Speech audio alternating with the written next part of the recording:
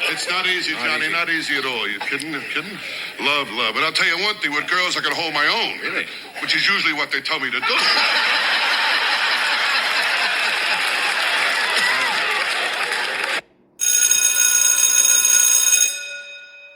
Good morning. It's Tuesday, October the 3rd, and this is The True Conservative. Welcome to all the butchers, bakers, and candlestick makers out there. I'm Ron, your host, and the only true conservative in the United States today. So I've been away for about a week due to some personal health issues, but now I'm back and kind of easing back into things.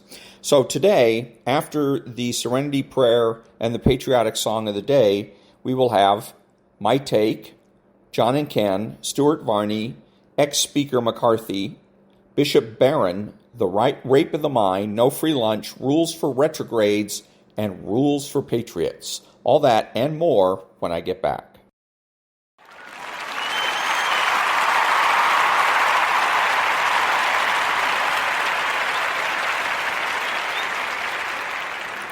God, grant me the serenity to accept the things I cannot change, the courage to change the things I can, and the wisdom to know the difference.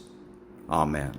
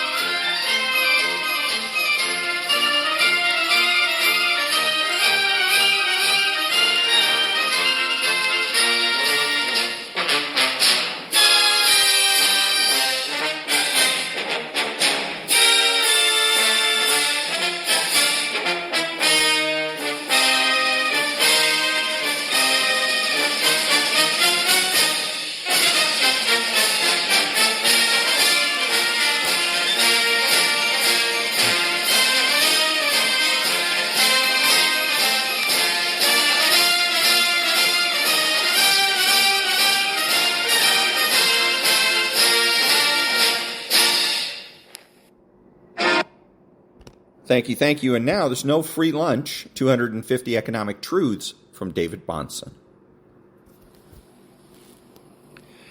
Regulation is useful and proper when aimed at the prevention of fraud or contrivance, manifestly injurious to other kinds of production or to the public safety, and not at prescribing the nature of the products and the methods of fabrication. Jean-Baptiste Say. A perfect criteria is offered to us by the great classical economist here. Let regulation be limited to the prevention of fraud, and not at all to favor one product over another. And that was There's No Free Lunch by David Bahnsen. Back in a minute.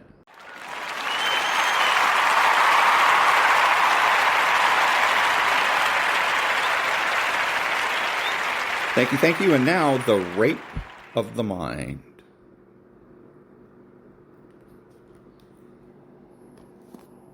Chapter 12. Technology invades our minds. It is rather difficult to describe the onslaught on our minds made by the intrusion of technical thinking. This is so because technology has such contrasting influences. The influence can be a blessing, making us more independent of threatening forces of nature, but at the same time, the tool and the machine can dominate us. This inner antinomy of technization we must master.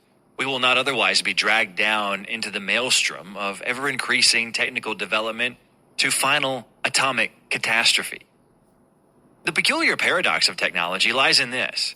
Gradually, the well-being of the machine, auto car, factory, assumes greater importance and value than the well-being of man and mankind. The growth of technology, of the manifold mechanical instruments in the services of our fantasies, has thrown mankind back into an infantile dream of unlimited power. There he sits, the little man, in his room with various gadgets around him. Just pushing a button changes the world for him. What might, and what still further power he envisions. Yet what mental danger. The growth of technology may confuse man's struggle for mental maturity. The practical application of science and tools originally were meant to give man more security against outside physical forces. It safeguarded his inner world. It freed time and energy for meditation, concentration, play, and creative thinking. Gradually, the very tools man made took possession of him and pushed him back into serfdom instead of toward liberation. Man became drunk with technical skill. He became a technology addict.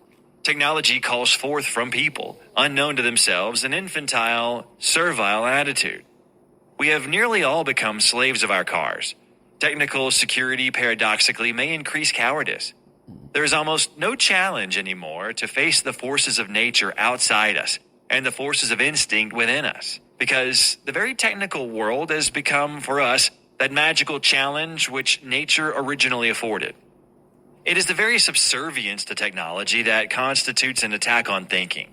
The child that is confronted from early youth with all modern devices and gadgets of technology, the radio, the motor, the television set, the film, is unwittingly conditioned to millions of associations, sounds, pictures, movements, in which he takes no part. He has no need to think about them. They are too directly connected with his senses. Modern technology teaches man to take for granted the world he is looking at. He takes no time to retreat and reflect. Technology lures him on, dropping him into his wheels and movements. No rest, no meditation, no reflection, no conversation. The senses are continually overloaded with stimuli. The child doesn't learn to question his world anymore. The screen offers him answers, ready-made. Even his books offer him no human encounter. Nobody reads to him. The screen people tell him their story in their way. Technical knowledge forced upon him in this way makes no demand that he think about what he sees or hears. Conversation is becoming a lost art. The machine age rushes on, leaving no time for quiet reading and encounter with the creative arts. We do see a countercurrent, however, in the do-it-yourself movement. Here, we probably see a resurgence of the creative spirit and a challenge to the engineer who creates the robot. In an over-technical world, the mind no longer exists. Life becomes only a part of a greater technical and chemical thought process. Mathematical equations intrude into human relations. We learn, for example, through the doctrine of guilt by association, the simple equation that the enemies of our enemies have to be our friends, and that the friends of our enemies have to be our enemies, as if only simple addition of positive and negative signs exist by which to evaluate human beings. And that was Technology Invades Our Minds from Rape of the Mind. Back in a minute.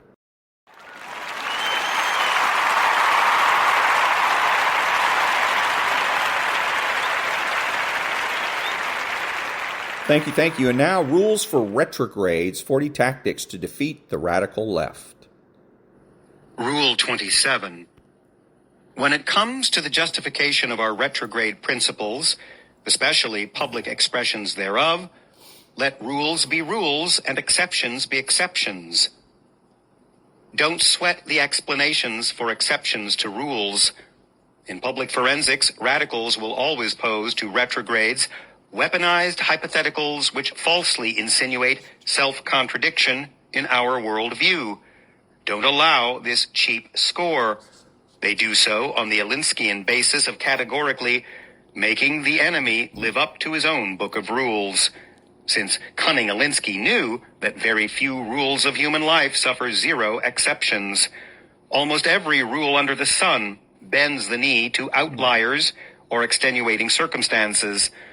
Alinsky also knew that right-wingers prefer to be thorough in their answering to questions, and yet even 2 or 3 honest seconds of responsive stammering or thoughtful reformulation by today's retrograde can be used very effectively by radical opponents to cast the retrograde in a dubious light. So be prepared to give a boilerplate reply, EMBL, exception makes bad law. Memorize this, practice saying it fluently, and take its meaning to heart. It will save your skin in public debates. In order to win such a debate, radicals, who have the unenviable charge of defending wrong ideas, must accordingly seize upon any means whatsoever of gaining the ostensible advantage and any opportunity to lend to retrogrades the appearance of self-contradiction. Because petulantly demanding a frangible explanation for some obscure hypothetical exception is very easy to do, it is one of the radical sophists' favorite instances of shadow play.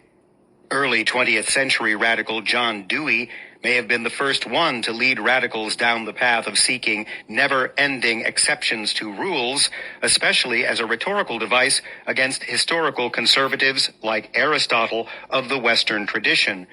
Dewey posited that nature is not an assemblage of kinds of things. He reasoned that human categories and stipulations about the world must all involve distinctions of degree, not kind. For Dewey, the difference between any 2 mammals and a reptile would be marked by a sliding scale of similarity, which for him exists in the only real sense in the human mind. After Dewey, relativism, the sheer will to overcome moral rules of nature through runaway subjectivism, did the rest of the work, carrying radicals to their present position, from which they balk at all Western civilization's hard moral distinctions. Dewey's nominalism, together with relativism, provides fertile ground for radical demands about hypothetical exceptions. Retrogrades. Never trip over such radical exception-mongering. Simply express that exceptions make bad law, EMBL, and move on. Style points can be added with some other small rhetorical nuances, but anything beyond stating EMBL should be brief. Sometimes the retrograde will have to respond to legitimate, yet contrived, radical exceptions. For example, imagine being tasked with defending the general truism that because women are less fast and strong than men, they should not be allowed to play in the NFL. This should be an easy argument to win, but a radical debater would certainly advert to the undeniable yet stark fact that somewhere in the world, a particular woman may be faster or stronger than a particular man. On this basis, a radical will petulantly demand, so where does anyone get off saying less fast and strong? Many entertaining responses present themselves as candidates for the retrograde's rejoinder, but the upshot of his argument must at least include a reference to the comparative average speed and strength of men and women, and an accusation that, based upon it, the radical does not believe his own argument. After all, the rate of female injury and dejection in a hypothetical female-allowing NFL would be sky high. Rules must be based on averages, not outliers. Other times, the retrograde will confront utterly illegitimate exceptions, wherein the exception, so-called, can be either wholly countenanced on its own and or dispelled by recourse to the above means. Either path will suffice. For example, in abortion debates, radicals will never go long without adverting to their favorite argument for infanticide. that is, so-called rape and incest exceptions. In this case, the retrograde can point out either that this is a false exception, since murdering the offspring of a rapist or incestual remains murder, or that the number of rape and incest-inspired abortions are numerically negligible anyway. Tabling this minority of cases, do you then concur that all other instances of abortion, and maybe these as well, constitute murder? Either response is suitable, but prudence and random history will require that a retrograde choose between them in real time. In general, the primary play in the playbook remains the utterance of EMBL. Don't be slow to use it. People know intuitively that it is correct anyway. Saul Alinsky was counting on the strong tendency of right-wingers to wax philosophical in debate. Make him pay for this error by dispensing with right-wing navel-gazing, and casually retort with this pithy quip. And that was Rules for Retrogrades, 40 Tactics to Defeat the Radical Left by Timothy and David Gordon. Back in a minute.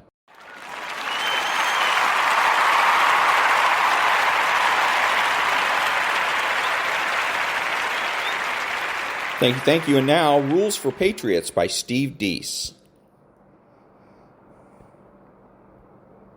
We can't have it both ways. As Alexis de Tocqueville once said, I sought for the key to the greatness of America in her harbors, in her fertile fields and boundless forests, in her rich mines and vast world commerce, in her public school system and institutions of learning. I sought for it in her democratic Congress and in her matchless Constitution. Not until I went into the churches of America and heard her pulpits aflame with righteousness did I understand the secret of her genius and power. America is great because America is good, and if America ever ceases to be good, America ceases to be great. That doesn't mean we look for needless ways to be offensive any more than it means a soldier in combat indiscriminately kills civilians without just cause.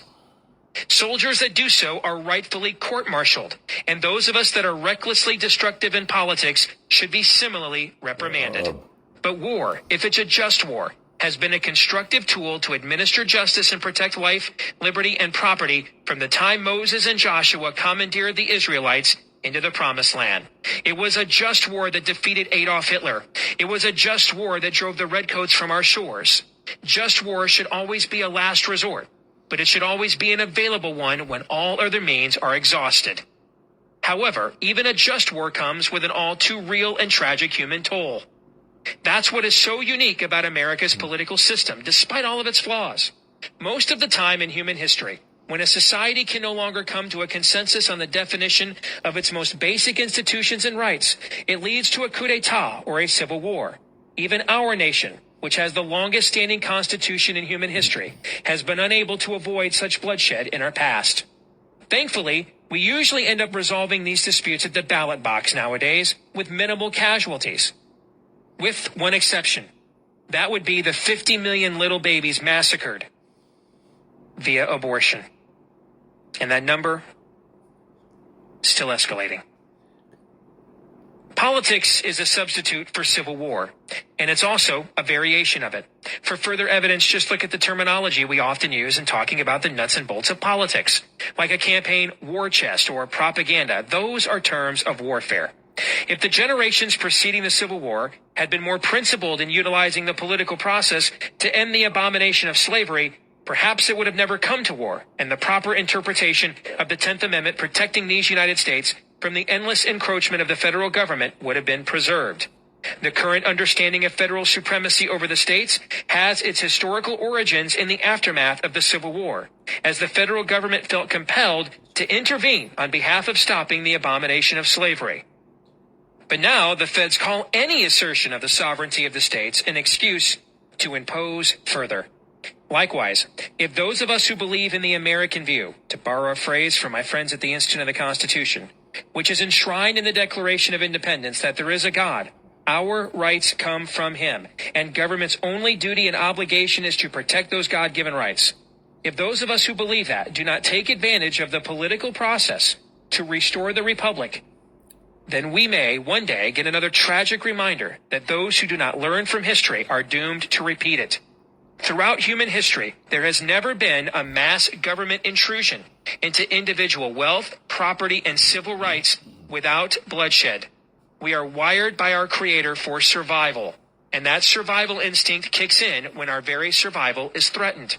Historically speaking, people do not just sit there and take it while their freedoms are threatened, if they have other options. Case in point, anyone else notice the spike in the sales of firearms the past few years? And neither should we. But we are blessed to have methods and tactics at our disposal that allows us to fight wars to stop the shedding of blood, not perpetuate it. I believe we have a moral obligation to take advantage of that. But no war is won by nicing the enemy to death. To paraphrase George C. Scott's famous film portrayal of the legendary General Patton, you don't win a war by dying for your cause. You win a war by making the other son of a gun die for his. To make the other son of a gun die for his cause in politics, you have to beat him in the arena of ideas, and then casualties are inflicted at the ballot box. Notice I didn't say maiming or wounding. I said casualties. A maimed or wounded enemy is among the most dangerous. For now, he has nothing to lose. But a dead enemy is a former enemy, gone and soon forgotten. In combat, you win by inflicting devastation and casualties upon your enemy on such a massive scale that you either annihilate them or they quit. That's why warfare requires a just cause, because if you can't morally justify that level of mass devastation, then do not go to war. Trying to fight it more amicably just gets more of your own and innocent bystanders killed. It is the same in politics. Right now in America, we have one side playing to win and another side playing not to lose. One side plays chess, the other side plays checkers. One side is fighting a war. The other side is posturing. Nationally, our side has been in a prevent defense pretty much since Reagan left office. And any good football fan knows the prevent defense just prevents you from winning. One notable exception would be the Republican Revolution of 1994. But that didn't last past 1996. George W. Bush won the presidency in 2007, but lost the popular vote to Al Gore, which is hard to do. He did it playing prevent defense with Karl Rove's empty, compassionate, conservative talking points. As we now know, Bush grew government more than any president in history up until that point, which eventually gave rise to true leftists like Nancy Pelosi as Speaker and Barack Obama as President. In that election, we won the battle, beating the Democrats, but lost the war, restoring the Republic. Then came 2010, and we took it upon ourselves to take on the system, cleaning house of several high-profile Republicans in primaries and firing over 700 Democrats nationwide during those midterm elections. But then once in office, some of those same grassroots conservatives we just got elected didn't take long to disappoint us. A 2012 Club for Growth study found that Tea Party freshmen voted as a group about the same as the more moderate GOP leadership we sent them there to challenge. Furthermore, CNS reported in June of 2012 the Republican-led House of Representatives increased federal spending more in less than one term of Congress than in the first 97 Congresses combined. Gutless Republican Speaker John Boehner always attempts to excuse his tomfoolery by saying they're just one half of 1/3 of the government. Except that's nonsense. The Constitution says that all appropriations, i.e. spending, begins in the House, which means the federal government is not allowed to allocate a penny of our money without first getting approval for it from the chamber Boehner presides over.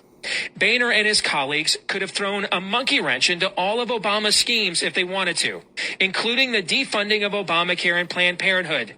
There's a reason why the Speaker of the House is second in line to the presidency, because it's one of the most powerful positions in the U.S. government. Except Boehner and his enablers in the Republican caucus aren't soldiers. They're bureaucrats. The difference is a soldier takes territory, while a bureaucrat protects his own. We need more soldiers who inflict casualties upon the enemy because they don't stop shooting until the body stops twitching. Metaphorically speaking, of course. Soldiers don't negotiate with the enemy. They provoke him to surrender. When was the last time Boehner and his colleagues got the Democrats to surrender on anything?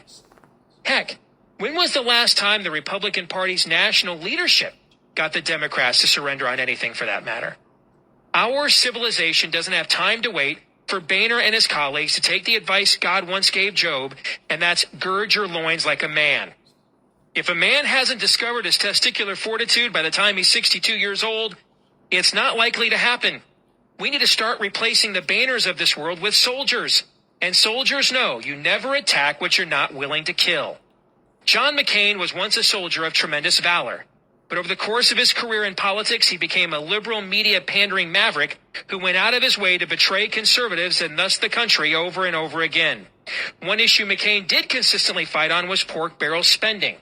Yet when the TARP, which pollster Scott Rasmussen says is the most unpopular legislation in recent history, emerged down the stretch of McCain's 2008 presidential run, he suspended his campaign to aid and abet the passage of the very kind of corrupt spending he fought against his entire career. Mitt Romney once had the brass tacks to make billion-dollar deals as a global financier without blinking, putting his and countless others' very livelihoods at stake each and every time. But he's run for office 4 times, and each time he ran as somebody totally different. In 1994, he ran for U.S. Senate in Massachusetts as anti-Reagan and to the left of Ted Kennedy on social issues. In 2002, Romney ran for governor of Massachusetts as a make-the-trains-run-on-time blue state Republican. His official portrait as governor depicts him signing into law Romneycare, which was the forerunner and blueprint for the Obamacare he now claims to oppose. In 2008, Romney ran for president as a Reagan conservative, trying to get to the right of Mike Huckabee despite his previous campaigns and record. In 2012, he ran for president as an establishment heir apparent. Pick a persona, Mitt, any persona. And some politicians wonder why they lack credibility with the American people. What's funny about Mitt McCain is that after spending their political careers pandering to liberals and selling out their base, once they secured the Republican presidential nomination, they ended up drowning in all the same haterade the liberal media labels any true conservative with. McCain was for Roe versus Wade most of his Senate career, including his 2000 presidential run, and has always been for government funding of embryonic stem cell research that pro-lifers oppose. A technology that is complete liberal mythology and has yet to save any lives, but has destroyed many.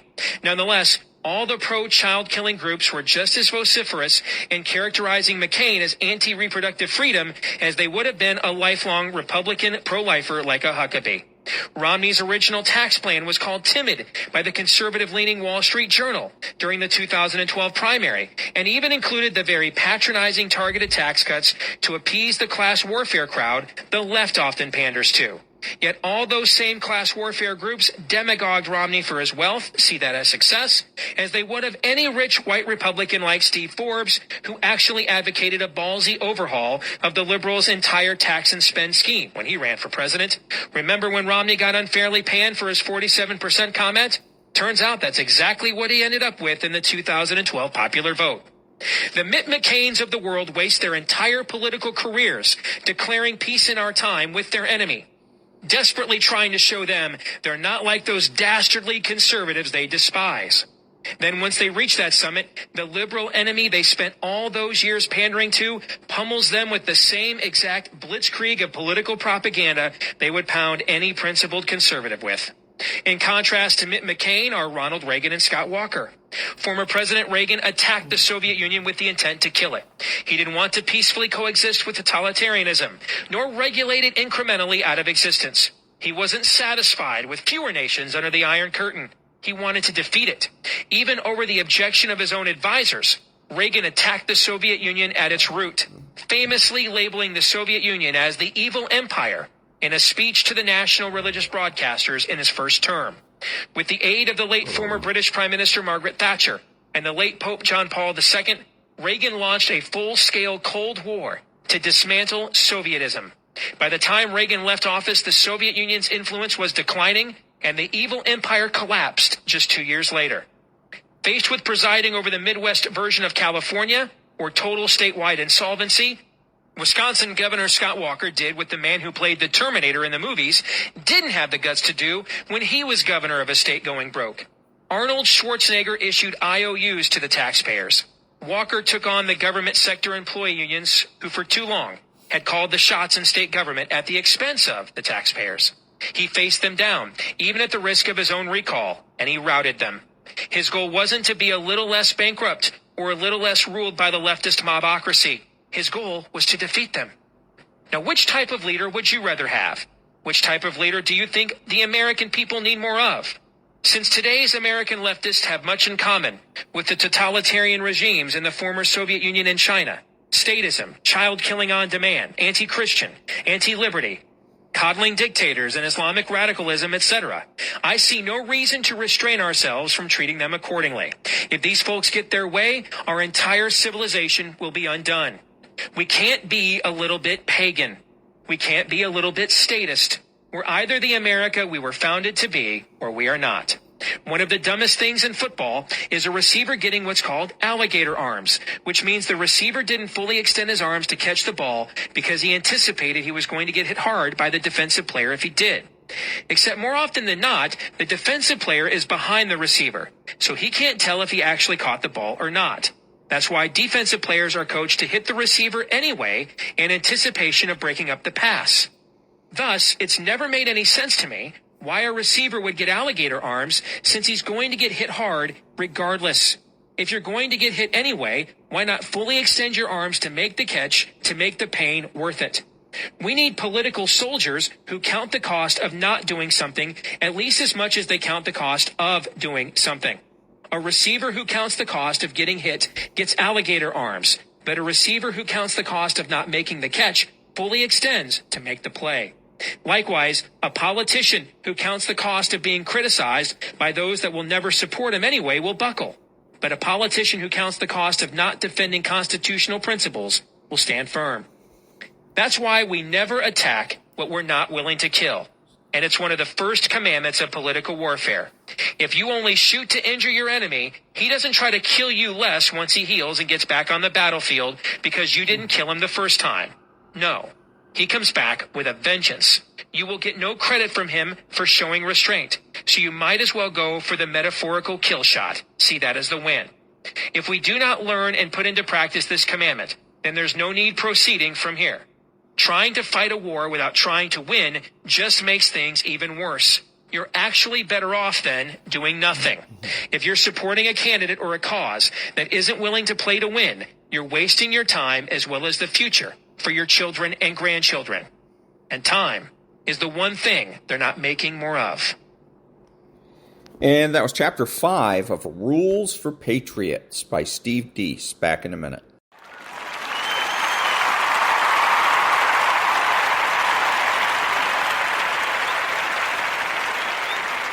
Thank you. And now, Bishop Robert Barron. My ability to speak articulately is correlated very directly to my ability to hear. If I hear certain voices, I'm going to start reproducing them. That's the way we learn language. A lot of people in our culture, they are attuned to other voices. The voice I've talked about a lot with you, of subjectivist individualism, the voice of moral relativism. If these are all the voices we ever hear, that's all we're ever going to say. What's the point? We in our culture are often deaf to the voice of God, deaf to this higher voice that speaks a divine spiritual truth, that speaks of eternal moral values, that speaks of the existence and demand and invitation of God. We're deaf to that voice. And therefore, what? We are inarticulate in our capacity to express these truths. Because we can't hear them, we can't speak them. My ability to speak. And that was Bishop Robert Barron.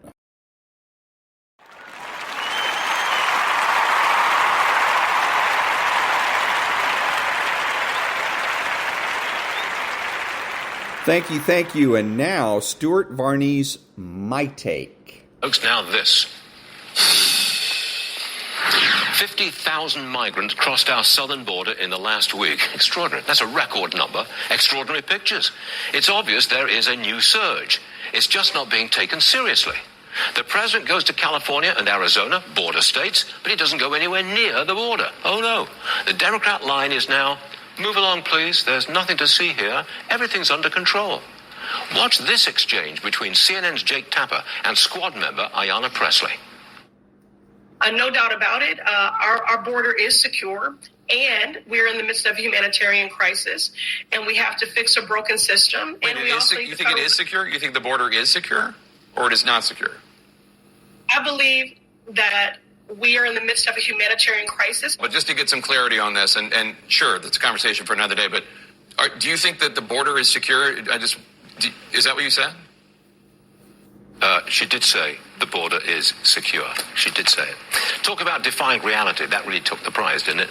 Of course, we do have a border czar, or maybe she's a former border czar. Anyway, Kamala Harris is certainly the vice president, and she is giggling her way through a college tour. So where do we go for a dose of reality? Elon Musk. That's where we go. He actually went to the border and live streamed the visit. Clearly, this man understands that there is a crisis. Watch this. What we're seeing here are, in some cases, some pretty extreme individuals coming through. Sure. You know, a guy who came through who had face tattoos, including tears.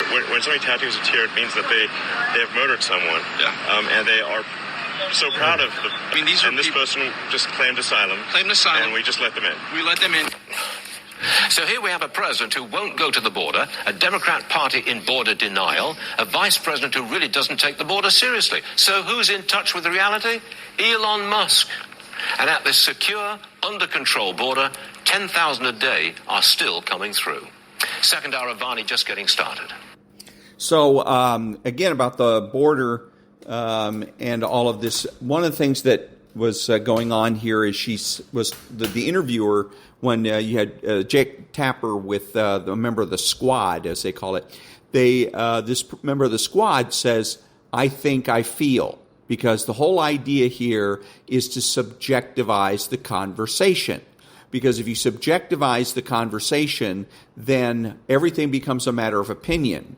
And if everything's a matter of opinion, then the whole conversation becomes moot, and it's no longer worth having. You know, people just give up on it. Well, whatever. Never mind. You get that kind of response. Now, she stopped a couple of times. Why? Because Jake Tapper asked her, "Is the border secure?" And he's asking her an objective question. That's when he asks, "Is it secure? Are you safe?" versus, "Do you feel safe? Do you feel the border is secure?" Okay, that's the difference between objective and subjective. The left wants to stay away from objective as much as they possibly can, because then it becomes binary. Yes, no, right, wrong, good, bad, and they can't win binary arguments. They just can't. The other problem for this lady in the squad is that there's pictures. Now, the pictures, there's no way to use a film, a snapshot. There's no way to use a video and say it is subjective. The video doesn't express the opinion of the person filming the event or videotaping the event. Okay? It represents objective reality. It represents what's there. So they can't spin it. And that's another reason why she stops, because she knows that they're going to say to her, "Oh, well, we've got a tape here that says that the border is, or suggests that the border is not secure." And so again, with that tape, then, because she desperately wants to subjectivize this conversation, if she can do that, she can make it moot. If she can make it moot, then the interviewer will have no choice but to move on to something else, or shut down the interview entirely. So the second thing is, what can you and I do, right? Because you think, well, there's nothing I can do except vote in the next election. That's not true. What we can do is you and I can make money off of the illegal aliens that come here. Two ways that I can think of that you can do that is, number one, is you provide a service such as translation. You're good in English, and if you happen to be very good in Spanish or another language, Creole, etc., then you should consider providing translation services and getting paid to do so. Form, at the very least, a small business, and if you can, get a Class C Corp or nonprofit or something of that nature. And so you might think, well, why would I want to do that? Isn't that just encouraging? Then won't I be on the side of the drug cartels? No, because what you're going to do is you're going to take the money that you get from those proceeds, and you're going to give at least some of it to people like Donald Trump or to organizations that support strengthening the border. And even a good way also where you don't even have to form a corporation, do any of that, is just tell people you're doing that. Oh, yeah, where do you stand on the border? Oh, I love it. Because the more of these people that come through, the more money I get to make. Because I'm going to sell them products and services, and then I'm going to use that money to fund political organizations and people that will eventually control the border. Back in a minute.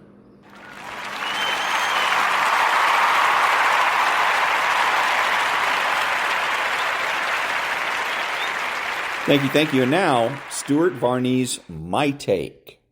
But still below the watermark. Stu. Ashley, thank you very much indeed. Now this, everybody. Here we go. They are politely called the holdouts.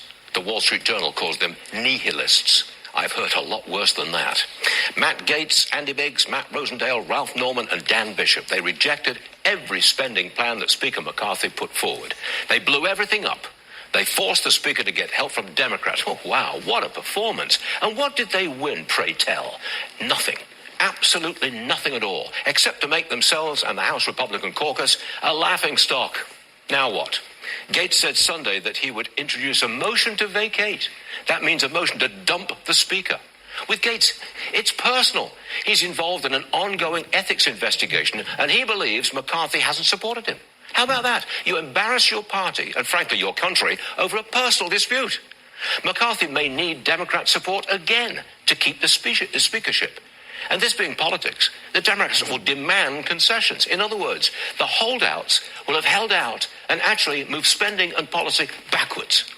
Appearing on Fox News, Republican Congressman Carlos Jimenez said Gaetz is, quote, Joe Biden's favorite Republican. That says it all, doesn't it? Republican chaos is the Democrats' opportunity to keep on spending, taxing, and running up the debt at least $1 trillion a year. Whoop-de-doo. Second hour of Varney just getting warmed up, believe.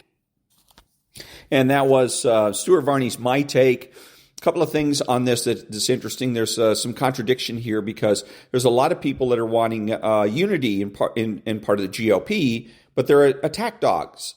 So how does that work? You complain that there's no unity because Matt Gaetz is going after the Speaker while you go ahead and go after Matt Gaetz. Okay? Nobody's providing any solutions. There's a lot of people that are complaining. Nobody's providing any leadership. It seems to me I'm on the Matt Gaetz side, by the way, of this. I don't really have a dog in the fight. He's not my representative. Neither of them are, even though the Speaker is from California. I think that McCarthy is just a feckless. I'm sure everybody on Capitol Hill likes him because he's crap. He's god awful. But anyways, so that way you know where I'm coming from. I'm not going to tell you I'm neutral on this. I'm not neutral.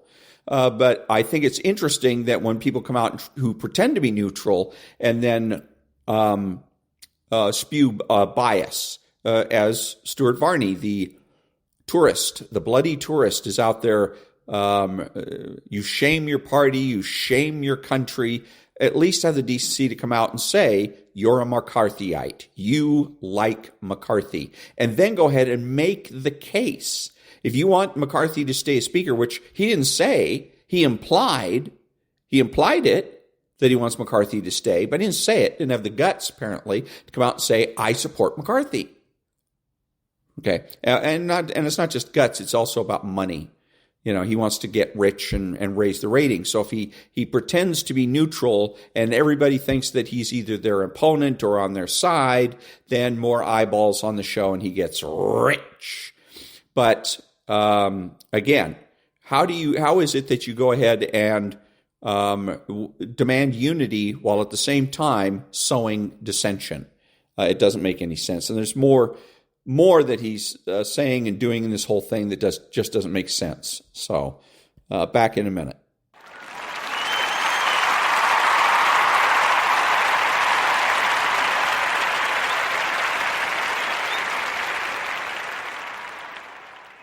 Thank you. So I'm listening to John and Ken, and on John and Ken, they're talking about the damage all these Democrats are doing, and they're talking about various propositions. But what they forget is the most damaging proposition that we've had in this state is not Prop 47 or 109 or any of that.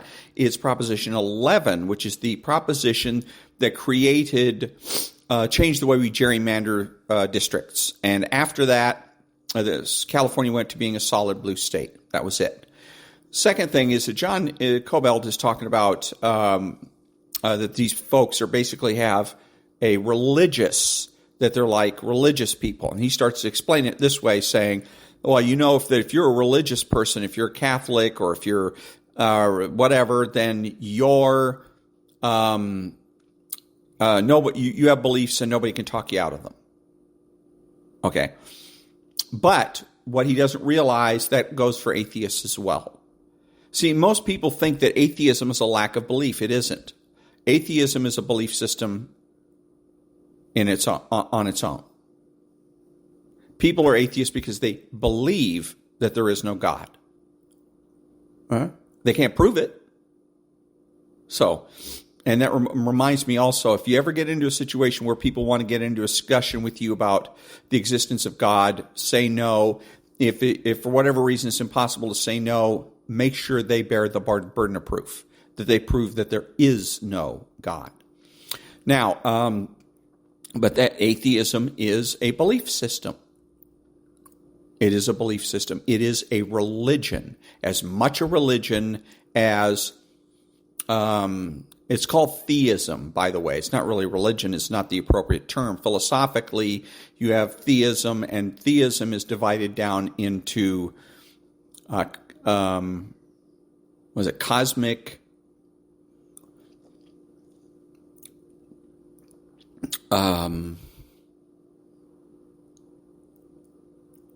it's not theism, it's cosmology. Okay, so it's broken down into two cosmology, and cosmology is broken down into two things: theistic cosmology and atheistic cosmology. And so the people that are on the left have an atheistic cosmology. But again, they can't prove it. Remember that. They can't prove, John Cobelt can't prove that there is no God. He can speculate all he wants, and he does, but that's as good as it gets for him. He can't prove it. I can't prove it either, but I don't have to, because the presumption is made for the status quo, and the status quo with human beings forever has been God or gods. There's something supernatural running the universe. Back in a minute.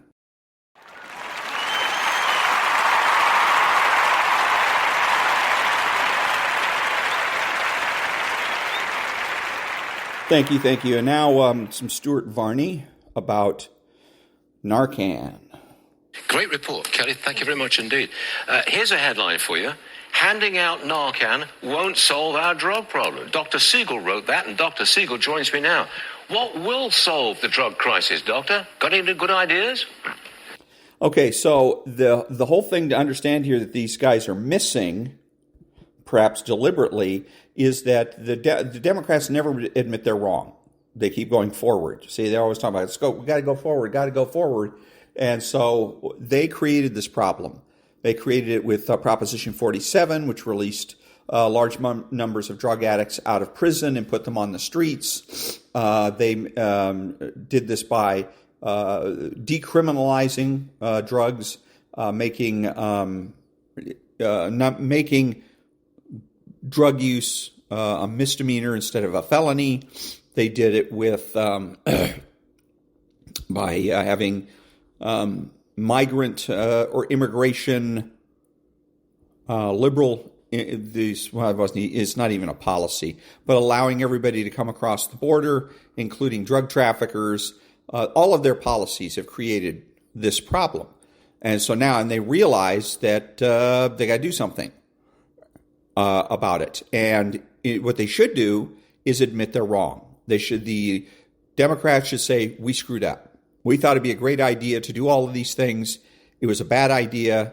Let's go back to the way things were. But they won't do that. Instead, they want you and I to accept responsibility for their mistakes. You and I are required to now, or will be required under this law if it passes, to carry Narcan so that we can help out people that are drug addicted on the streets, people that they put on the streets. So, back in a minute.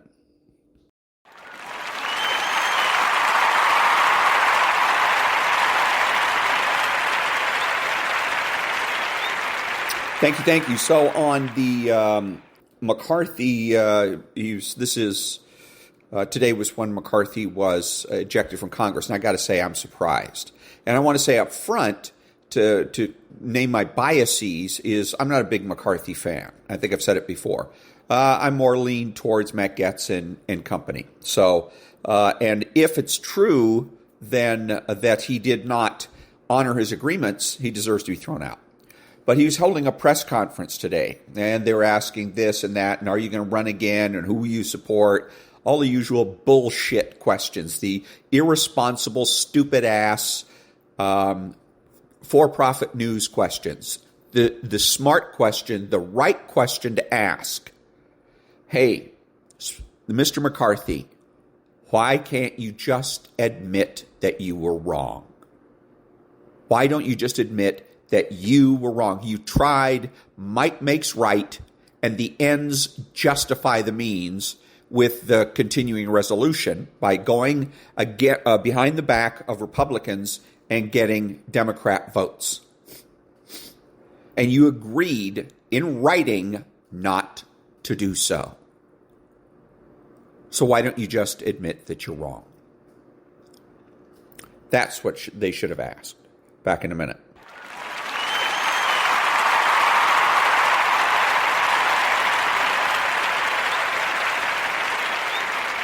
Thank you. This is Ron, your host, the only true conservative in the United States today, bidding adios to all the butchers, bakers, and candlestick makers out there, and reminding you to be honest, smart, and beautiful, and remember that the left has no authority, no power, and they can't win.